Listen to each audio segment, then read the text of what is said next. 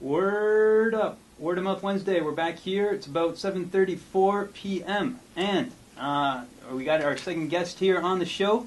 Our guest here has a storied history. He was born in the 1940s, and he's been a student, a nomadic hippie, a millionaire real estate broker, a recycling company owner, a homeless person, and he's always been a free man. And currently he's a writer, social activist, artist, and the webmaster and communications committee chair of the Recession Relief Coalition. And I'd like to welcome to the Word of Mouth Wednesday back on the show today, Ronzig.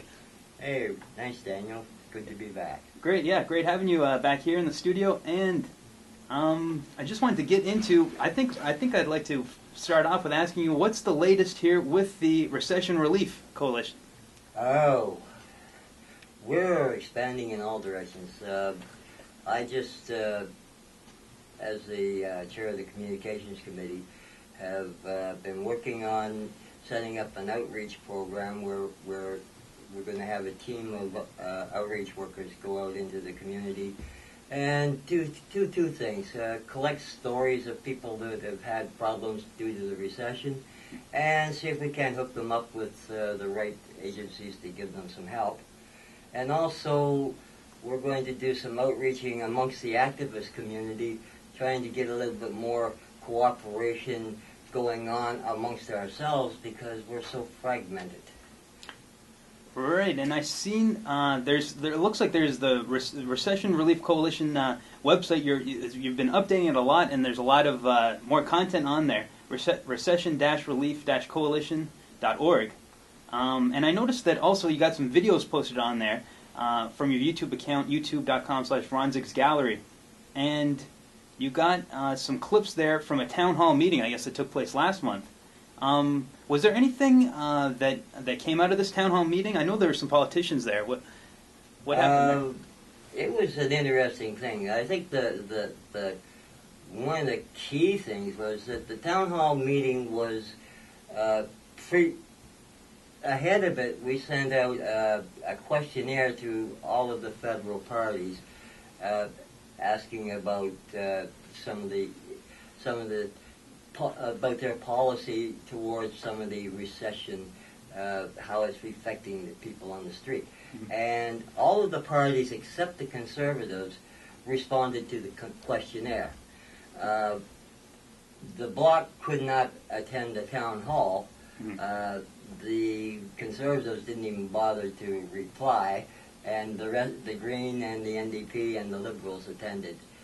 Nice. So I think the key thing that I got out of it was the fact that the lack of concern that the conservatives have for the Canadian public. Exactly, and the economic crisis that we've got going on. We've just had a flurry of announcements. We actually spent a lot of the show last week talking about the Ontario throne speech and economic situation in Ontario. But also last week there was the Canadian economic announcement and throne speech, and there was major announcements from Toronto too. The City of Toronto, they're saying that they've got a surplus. We got major deficits in Ontario and Canada. Toronto, they've got a few $100 million surplus. But do you have any reaction to these recent budget announcements? Is there anything that struck you? The federal budget basically was. You got to hand it to Harper. He's a shrewd politician. Mm-hmm. He laid a trap. Nobody wants to have another election to put Harper back into another minority government. So he set a trap, and of course Iggy fell right into it.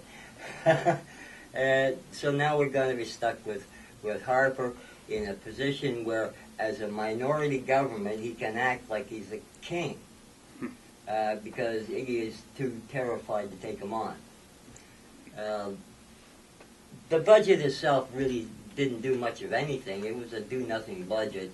The whole purpose of it was to hang on to power and not to do anything to force an election.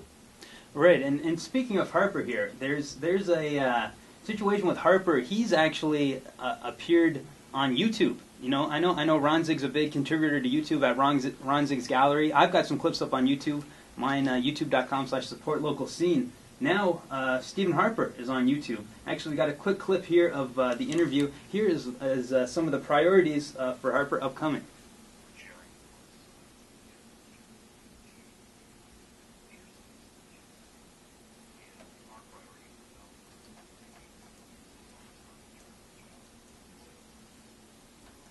G8 countries to do in coordination to really save the lives of women and children. We think that with reasonably modest investments, and let's face it, with the fiscal situation that a lot of countries are in, investments in the future are going to have to be fairly modest. But with modest investments, we think we can make a big difference in these areas. So yes, we will be maintaining our aid levels, and obviously focusing on priorities like maternal and child health going forward.